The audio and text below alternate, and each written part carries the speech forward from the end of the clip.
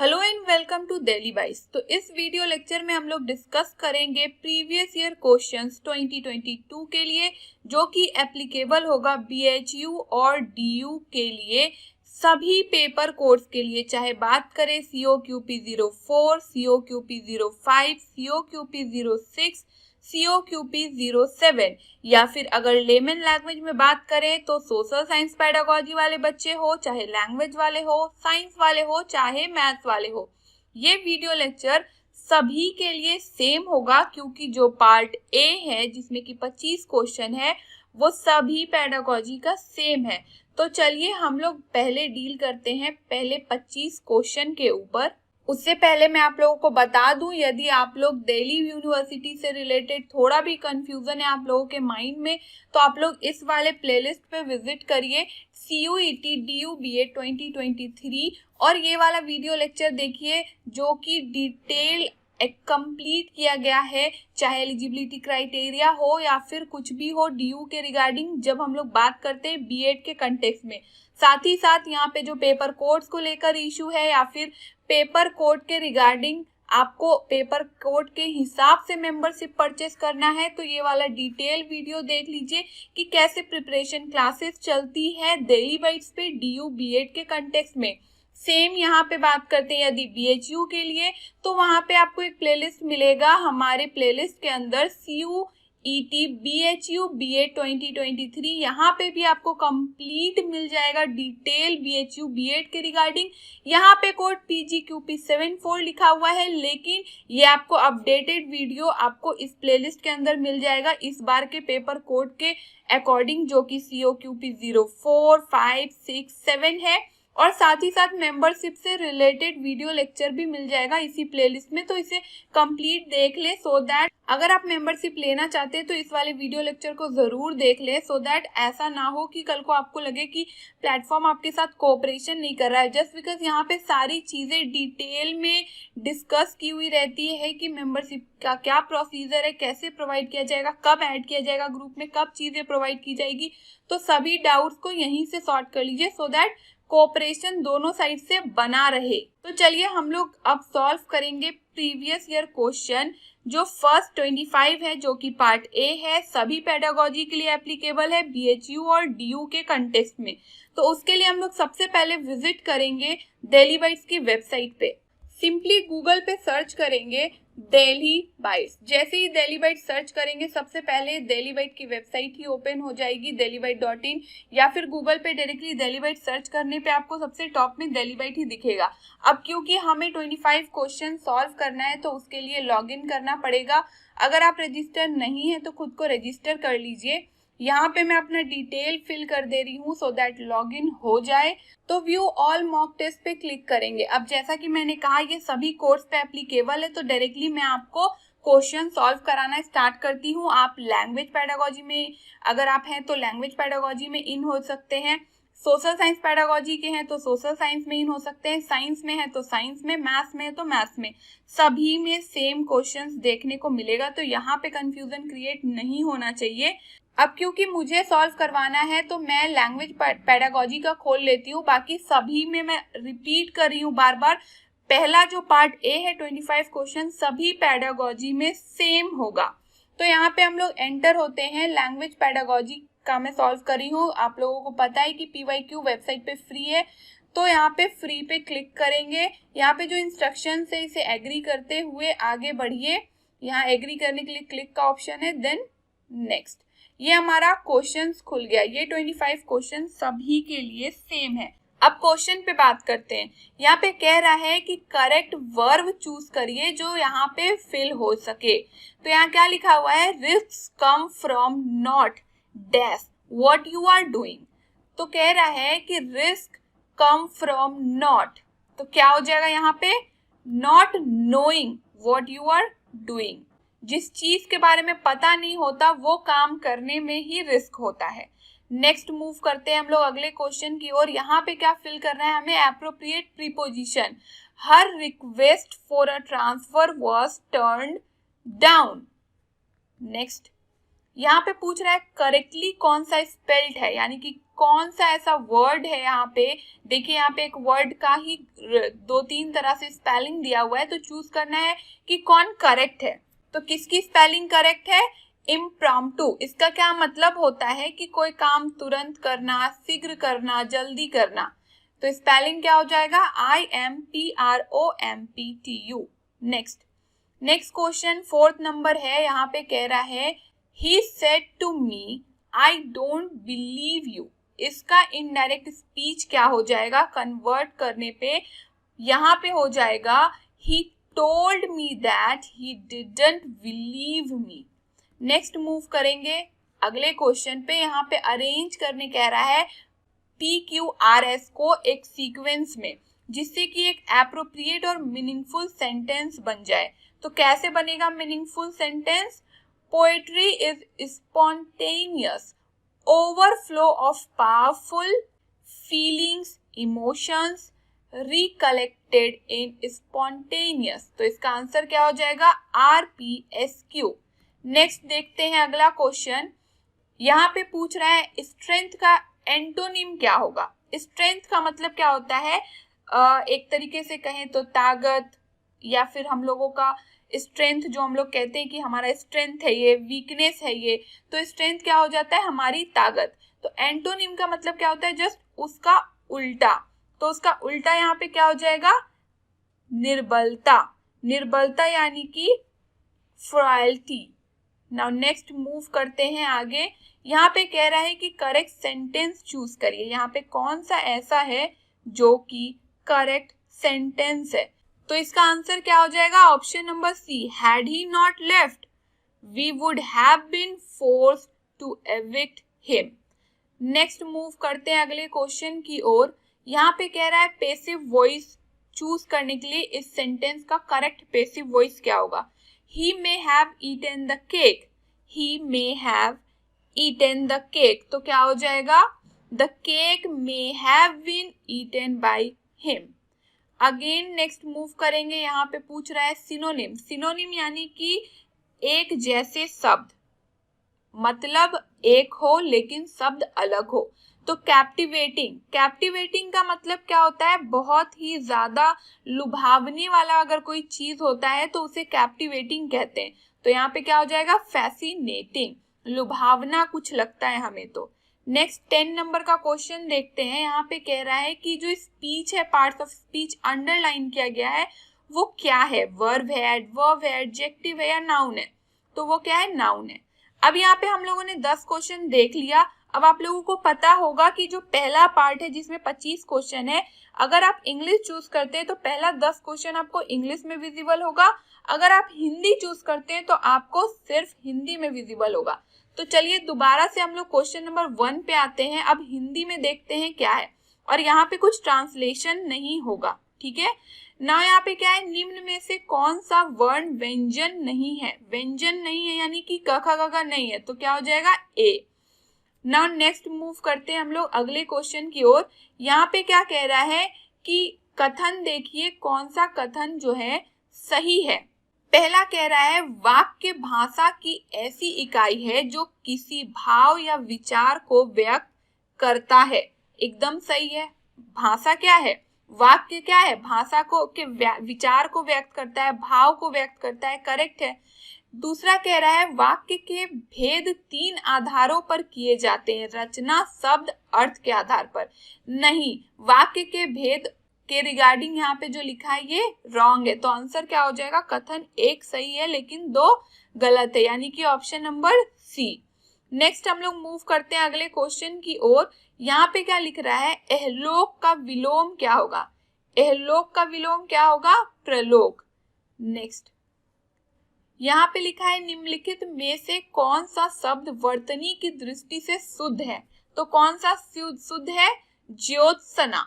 सभी तो ज्योत्सना ही लिखा हुआ है, लेकिन करेक्ट कौन सा है?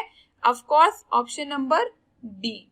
अब यहाँ पे देखिए, आप लोग सोच रहे होंगे पहले से टिक कैसे है आंसर, क्योंकि हम लोगों ने इंग्लिश में मार्क किया था ना, तो एग्जामिनर ने बहुत अच्छे से क्वेश्चन क्रिएट किया है, हिंदी और इंग्लिश दोनों का आंसर सेम ही हो।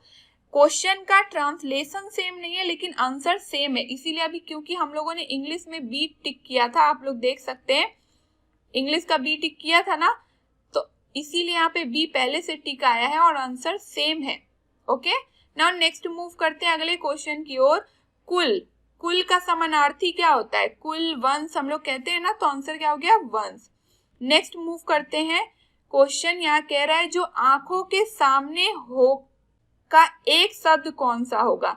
यानी कि यहाँ पे एक सेंटेंस दिया है जो आंखों के सामने हो, उसे क्या कह सकते हैं? प्रत्यक्ष कह सकते हैं। हमारे प्रत्यक्ष खड़ा है कोई व्यक्ति, यानी कि हमारे सामने खड़ा है, आंखों से हम लोग देख पा रहे हैं। नाउ नेक्स्ट मूव करते हैं अगले क्वेश्चन की ओर। उंगलियों पर नचाना, इसका मतलब क्या हुआ? किसी को अपने वश में करके रखना। नेक्स्ट देखते हैं 8th नंबर का क्वेश्चन क्या है? शुद्ध वाक्य कौन है? बच्चों पर क्रोध मत करो। नेक्स्ट देखते हैं अगला क्वेश्चन, इनमें से तत्सम शब्द नहीं है। तत्सम शब्द क्या होते हैं? जो हूबहू संस्कृत में जैसे यूज किए जाते हैं वैसे ही हिंदी में यूज किए जाए, उसे तत्सम शब्द कहते हैं। तो काशी हो, निर्झर हो, बंदूक हो, ये तत्सम शब्द है। तो यहाँ क्या हो गया? खंडर। नेक्स्ट मूव करेंगे हम लोग 10 नंबर के क्वेश्चन में। यहाँ कह रहा है निम्नलिखित में से कौन सा कथन सही नहीं है? तो विशेषण के मुख्य 4 भेद होते हैं, ये गलत है। अब जैसे ही 11 नंबर में मूव करेंगे, चाहे हिंदी में देखिए या इंग्लिश में देखिए, क्वेश्चन सेम है, तो हम लोग दोनों को पैरेलली लेकर चलेंगे। यहाँ पे पूछ रहा है कि न्यू चीफ इकोनॉमिक एडवाइजर कौन है गवर्नमेंट ऑफ इंडिया का? तो कौन हो जाएंगे? V Anantha Nageshwar. Same question Hindi में है, मैं इंग्लिश को ही प्लेस करती हूँ, बाकी हिंदी में ही बताते चलूंगी।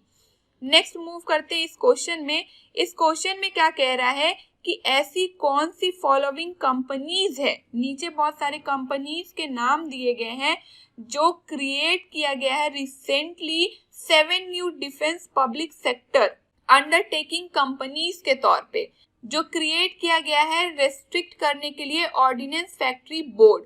तो यहाँ कौन कौन से हो जाएंगे? इसका आंसर हो जाएगा बी, सी एंड डी, यानी कि ऑप्शंस में जो जो दिए हुए हैं आप लोग इसे एक बार देख लीजिएगा। B, C and D same question आप हिंदी में भी देख सकते हैं। नाउ मूव करते हैं नेक्स्ट। यहाँ पे कह रहा है कि ऑटोबायोग्राफी कमला दास का है। तो इस कमला दास की जो ऑटोबायोग्राफी है, कमला दास के नाम से आप लोग बहुत परिचित होंगे, अगर नहीं है तो तुरंत इस वीडियो को देखते ही गूगल पे सर्च करिए कमला दास कौन है।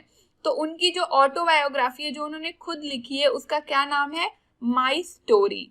नेक्स्ट मूव करते हैं अगले क्वेश्चन की ओर। ऐसा कौन सा स्मॉल ऑर्गन है जो कि हमारा डेवलपमेंट हो, ग्रोथ हो या फिर सेक्सुअल डेवलपमेंट हार्मोन्स को कंट्रोल करता है? तो वो कौन सा है? हाइपोथैलेमस। नेक्स्ट देखते हैं अगला क्वेश्चन क्या है। फर्स्ट वीमेन कौन है जो 2 नोबेल प्राइज ली है? यहाँ पे जितने ऑप्शन है बिना किसी डाउट के मैरी क्यूरी हो जाएगा। नेक्स्ट आगे बढ़ते हैं, यहाँ पे आ गया हमारे लिए क्वेश्चन जो कि है रीजनिंग के, तो इसे हमें सॉल्व करना पड़ेगा, बट इसको हम लोग ऐसे भी डायरेक्टली सॉल्व कर सकते हैं। देखिए हमसे पूछ क्या रहा है, पहले उस पर फोकस करिए। ग्रेट, कि ग्रेट किसमें है, कौन से सेंटेंस में है? फर्स्ट वाले में बी ग्रेट इंडियन कंट्री, इसके अलावा और किसी में ग्रेट है नहीं। अब हम लोग क्या करेंगे, इस टाइप के रीजनिंग को सॉल्व करने के लिए कंपैरिजन करेंगे। तो देखिए फर्स्ट और सेकेंड वाले को कंपैरिजन करते हैं तो वी के अलावा कुछ भी कॉमन नहीं है, वी। तो इसमें ऑफ कोर्स कोड में भी कुछ ऐसा कॉमन होगा, वी, जो कि वी को रिप्रेजेंट कर रहा होगा। तो कौन सा है ऐसा? का मतलब क्या हो गया? वी। तो जो हमारा ऑप्शन नंबर बी है वो कभी आंसर नहीं होगा, बिकॉज ये वी को रिप्रेजेंट कर रहा है। नाउ इंडिया, इंडियन किसमें किसमें है? इंडियन देखा जाए तो यहाँ पे 3rd नंबर में है इंडिया, या फिर इंडियन का स्कोर, यहाँ पे इंडियन ही होगा, एन होगा। ओके, नाउ इन दोनों को कंपैरिजन करेंगे तो इंडियन सेम है, तो इन दोनों में कोड भी सेम होगा। तो कौन सा कोड सेम है यहाँ पे देखा जाए तो जा, जे ए जा, जा जो है वो किसको रिप्रेजेंट कर रहा है? इंडियन को।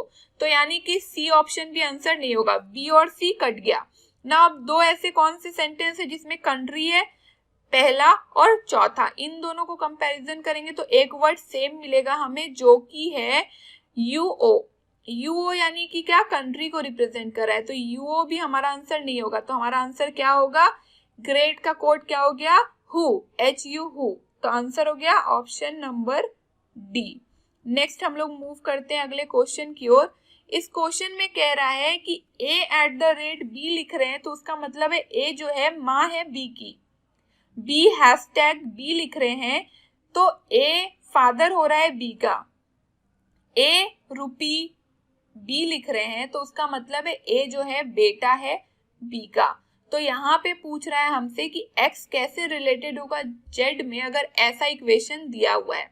तो देखिए, रुपी का मतलब क्या है, पहला वाला जो है बेटा है, तो x जो है किसका बेटा हो गया, y का, और y जो है किसका बेटा हो गया, z का। तो यहाँ पे x और z के बीच में क्या रिलेशन होगा, z जो है दादाजी होंगे या दादी जी होगी x की, क्योंकि यहाँ पे जेंडर क्लियर z का नहीं हो रहा है। चलिए इसे मैं दूसरे तरीके से आपको बताती हूँ। फॉर एग्जाम्पल वहां पे क्या लिखा था, x रुपी y रुपी z, और इसका मतलब क्या था, पहला वाला जो है दूसरे का बेटा है, तो x जो है बेटा है यानी कि प्लस का साइन लगा देते हैं हम लोग मेल को रिप्रेजेंट करने के लिए, किसका, y का, और y जो है बेटा है z का। तो यहाँ पे क्या हो गया, x और z के बीच में क्या रिलेशन हो गया, इनका जेंडर क्लियर नहीं है बट इसका तो क्लियर है ना, तो ये क्या हो गया, ग्रैंड सन हो जाएगा। तो हम लोग यहाँ पे क्या आंसर कर देंगे, x जो है ग्रैंड सन है z का। नेक्स्ट मूव करते हैं अगले क्वेश्चन की ओर।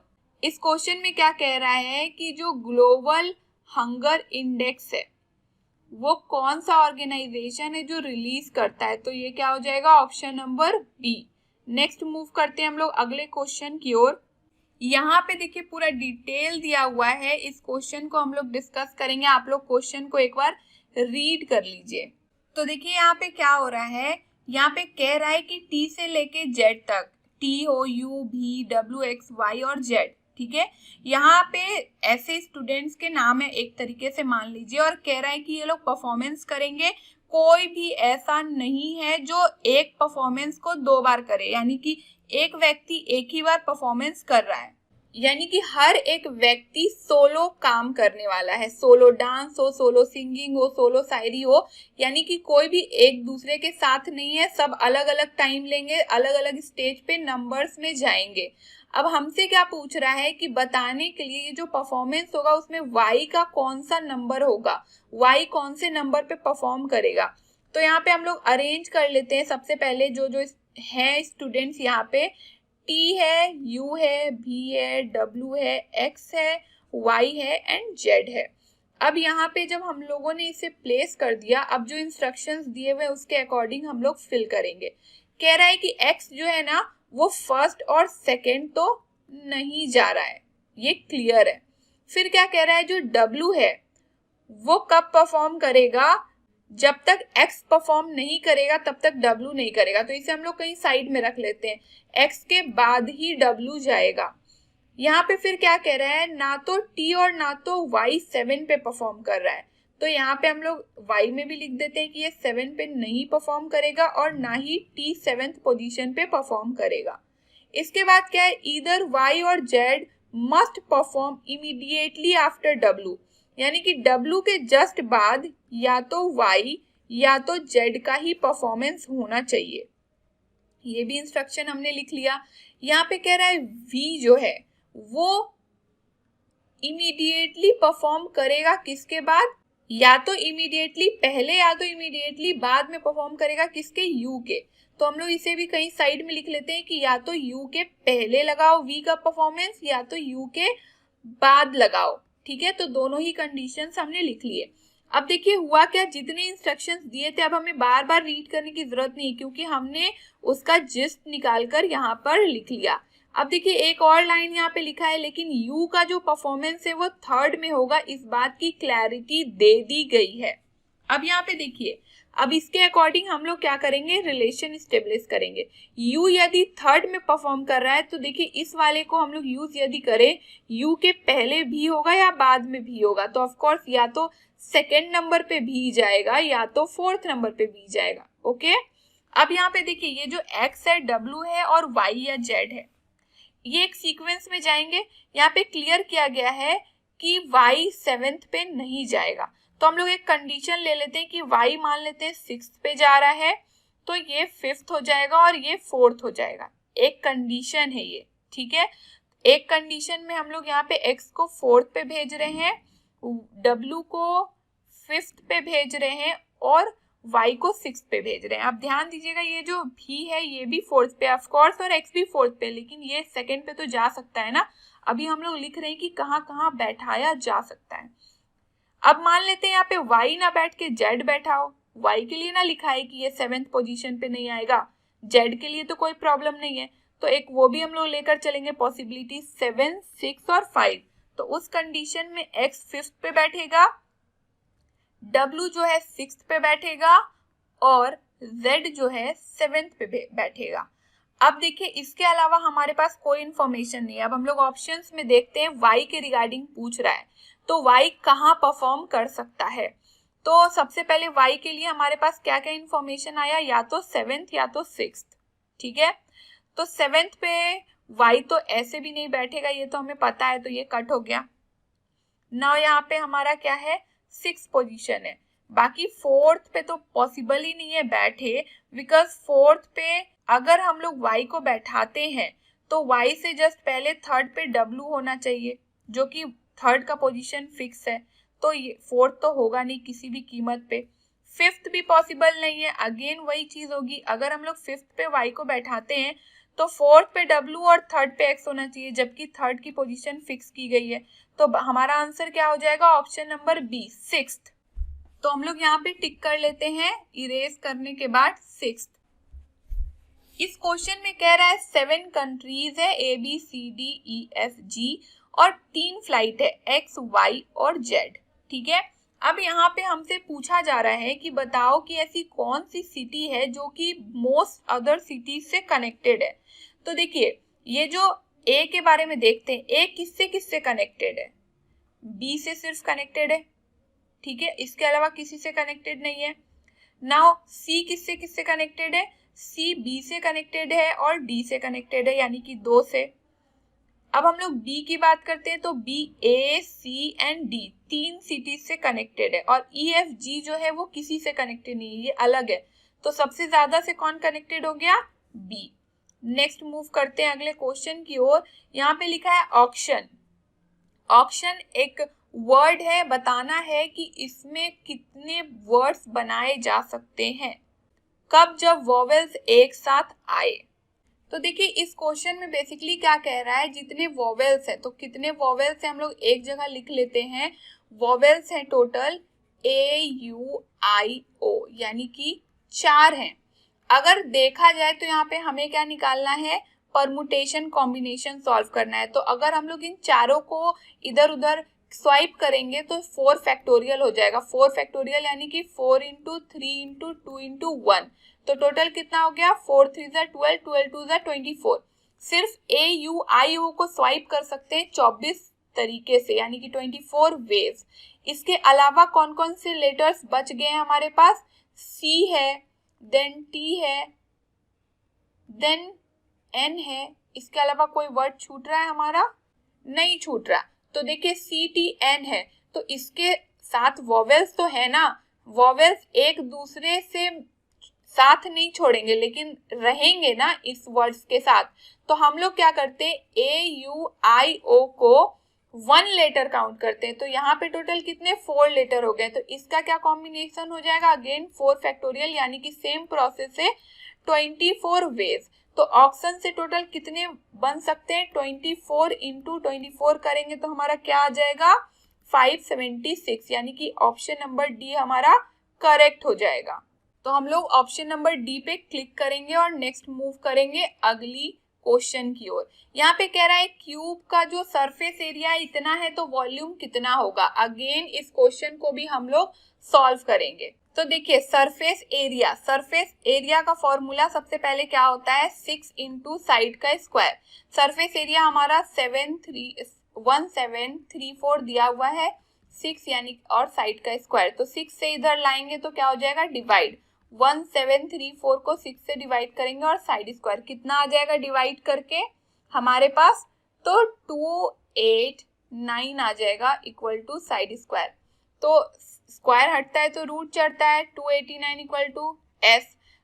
बाकी क्लासेस में आपको सभी टीचर्स जो भी मैथ्स पढ़ाते हैं, मैं पढ़ाऊँ या निकिता मैम पढ़ाए या फिर विवेक सर पढ़ाएं, कोई भी पढ़ाए, आप लोगों को कहते हैं कि कम से कम 20 तक का याद रखने के लिए स्क्वायर रूट, अगर याद रहेगा तो डायरेक्टली यहाँ पे हम लोग 17 सेंटीमीटर कर देंगे कि हमारा जो साइड है 17 सेंटीमीटर है। हमसे पूछ कर रहा है क्यूब का वॉल्यूम, क्या हो जाएगा फॉर्मूला, साइड क्यूब, वॉल्यूम निकालने के लिए। तो 17 पे क्यूब कितना आ जाएगा, 4913 सेंटीमीटर क्यूब। कहाँ है 4913, ये रहा ऑप्शन नंबर बी। तो आंसर हो जाएगा option number B, 4913 centimetre square. Next move करते हैं अगले क्वेश्चन की ओर। इस क्वेश्चन में देखिए x बाई वाई की वैल्यू दी हुई है, हमसे कह रहा है कि x square plus Y square by x square minus Y square क्या होता है बताएं। इसे भी हम लोग सॉल्व करते हैं। तो यहाँ पे देखिए x by y equal to 1/3 दिया है, इसमें कोई छेड़खानी हम लोग नहीं करेंगे। आगे देखते हैं x square plus Y square by x square minus Y square दिया है। दोनों ही न्यूमरेटर डिनोमिनेटर दोनों को वाई स्क्वायर से डिवाइड कर देते हैं, तो क्या हो जाएगा X square plus Y square by Y square. यहाँ पे भी X square minus Y square by Y square, divide करेंगे X square by Y square बच जाएगा, प्लस यहाँ पे Y square by Y square 1 हो जाएगा। अगेन यहाँ नीचे क्या हो जाएगा X square minus Y square by Y square है, तो X square by Y square और इधर माइनस होके 1 बच जाएगा बिकॉज वो कट जाएगा। अब यहाँ पे देखिए एक्स बाई वाई की वैल्यू हमें पता है, तो पुट कर दीजिए 1/3 का स्क्वायर प्लस 1, 1/3 का स्क्वायर माइनस 1। अब इसे सॉल्व करते हैं हम लोग आगे। तो यहाँ पे हमारे पास हो गया 1/3 यानी कि 1/9 प्लस 1, 1/9 माइनस 1। अब इसे सॉल्व आप लोग खुद से करिएगा, सॉल्व करके आंसर हमारा क्या आ जाएगा -5/4। तो आंसर क्या है ऑप्शन नंबर ए, यानी कि -5/4। नेक्स्ट हम लोग मूव करते हैं अगले क्वेश्चन की ओर। यहाँ पे कह रहा है कि 450 रुपए जो अमाउंट है, आई रिपीट 450 रुपए अमाउंट यानी कि प्रिंसिपल हो जाएगा, 81 रुपया इंटरेस्ट आ रहा है, यानी कि ऐसा ही हमारा क्या हो गया 81, और रेट दिया हुआ है 4.5%। ये तो बहुत इजी है, ये आप लोग खुद से सॉल्व करिएगा। यहाँ पे सिंपली क्या करना है, हमें एसआई का फॉर्मूला यूज करना है, यानी कि SI equal to P into R into T by 100। चलिए मैं कर देती हूँ, वरना आप लोग फिर कहेंगे कि इसका आंसर ये आ रहा है ये आ रहा है। इस क्वेश्चन में सिंपली एसआई जैसा कि मैंने कहा P into R into T by 100 का फॉर्मूला यूज करेंगे। एसआई दिया हुआ है 81 इक्वल टू यहाँ पे P दिया हुआ है 450 और R दिया हुआ है 4.5 यानी कि 45/10 लिख सकते हैं। T हमें पता नहीं है, यही निकालना है और 100 पहले से नीचे है। अब इसे प्रॉपर सॉल्व करना है, तो T इक्वल टू क्या हो जाएगा 81 इंटू 100 बाई 45 इंटू 45। यहाँ पे अगर देखा जाए तो 9 5 जा क्या होता है 45 और 9 9 जा 81, 5 20 जा 100 और 5 4 जा 20, 5 9 जा 45, 9 और 9 भी कट गया, यानी कि T इक्वल टू क्या आ गया 4 इयर्स। हमारे पास ऑप्शन में है क्या 4 years, option number A correct. तो हम लोग यहाँ पे क्लिक कर देंगे 4 इयर्स पे और नेक्स्ट की ओर मूव करेंगे। ये इस वीडियो लेक्चर का आखिरी क्वेश्चन है, इसे भी हम लोग सॉल्व ही करेंगे बिकॉज यहाँ पे भी सॉल्व करना पड़ेगा। देखिए ये क्वेश्चन बहुत इजी होता है, 7 कंसेक्यूटिव है। कंसेक्यूटिव का मतलब क्या हो गया लगातार, तो x है, x प्लस 1 है, x प्लस 2 है, x प्लस 3 है, x प्लस 4 है। नंबर्स में बढ़ाते जा रही हूँ क्योंकि मुझे पहला पता नहीं है, ठीक है।